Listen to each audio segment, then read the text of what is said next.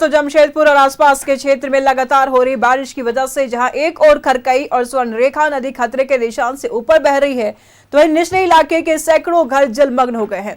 जिला प्रशासन के प्रयास से एनडीआरएफ की टीम को उतार करके फंसे लोगों को बाहर निकालने का प्रयास किया जा रहा है। लगातार हो रही बारिश की वजह से बागबेड़ा और जुगसलाई क्षेत्र के खरकई नदी से सटे निचले इलाके समेत आसपास के लगभग 500 घर पूरी तरह से डूब गए हैं। हालांकि राहत कार्य जारी है।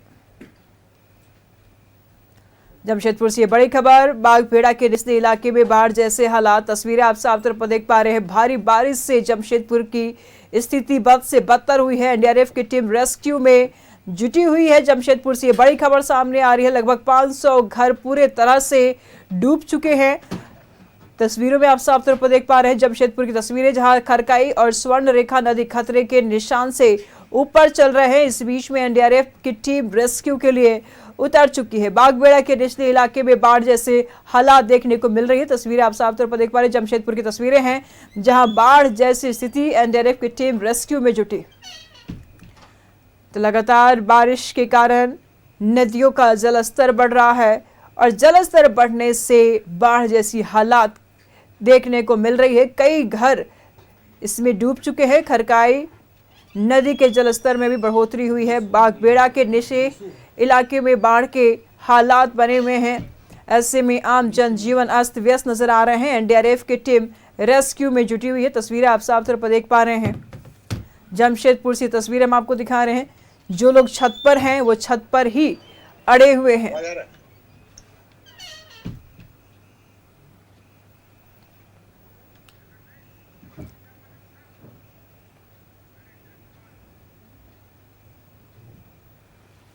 मनोहरपुर में लगातार बारिश से शहरी क्षेत्र के इंदिरा नगर, बीस खोली, भट्टी मोहल्ला और संत अगस्त्यान कॉलेज के हॉस्टल में जलमग्न हो गया है। वहीं स्थानीय प्रशासन की मदद से यहां के लोगों को निकाला गया है। साथ ही स्थानीय प्रशासन ने कोयल नदी में बने पुलिया और धानापाली के पुलिया का निरीक्षण किया है। तो मनोहरपुर की तस्वीरें हम आपको दिखा रहे हैं, जहां चारों तरफ पानी ही पानी नजर आ रहा है। लगातार बारिश से जनजीवन अस्त व्यस्त होता नजर आ रहा है। मनोहरपुर की तस्वीरें, जलमग्न होने से लोगों को बेहद परेशानी हो रही है। लगातार बारिश के कारण मनोहरपुर जलमग्न होता नजर आ रहा है। बाढ़ जैसी स्थिति की नजर आ रही है।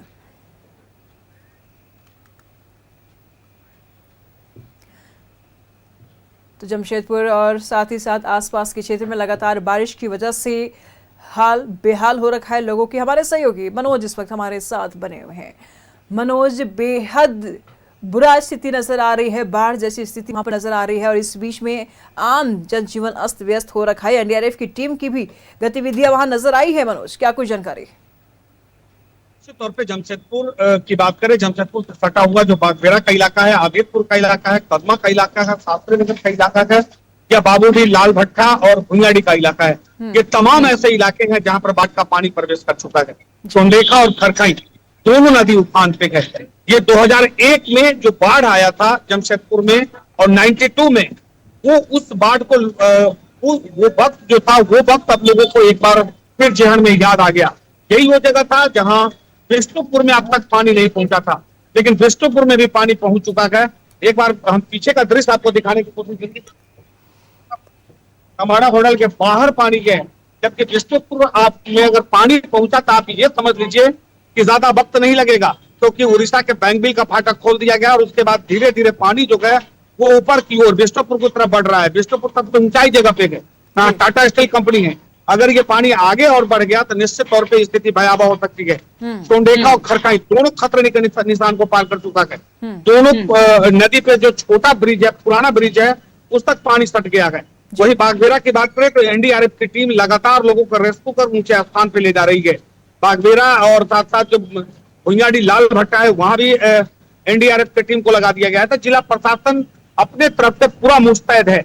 लोगों से आग्रह भी कर रहा है कि कम से कम आप ऊंचे स्थान पे रहें, बहुत जरूरत पड़े तब घर से बाहर निकले, क्योंकि अभी बारिश थमी हुई है। लेकिन जो अभी सूचना आ रही है कि उड़ीसा के बैंगबिल के 2 फाटक खोले जाएंगे।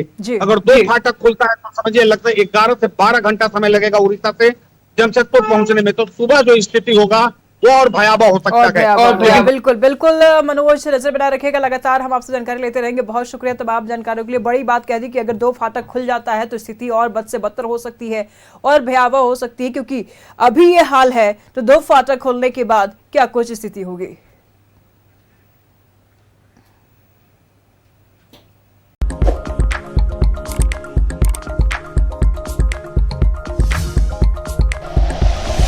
Like and share videos, subscribe करें हमारा चैनल और प्रेस करें बेल आइकॉन। न्यूज़ 11 भारत, सच है तो दिखेगा।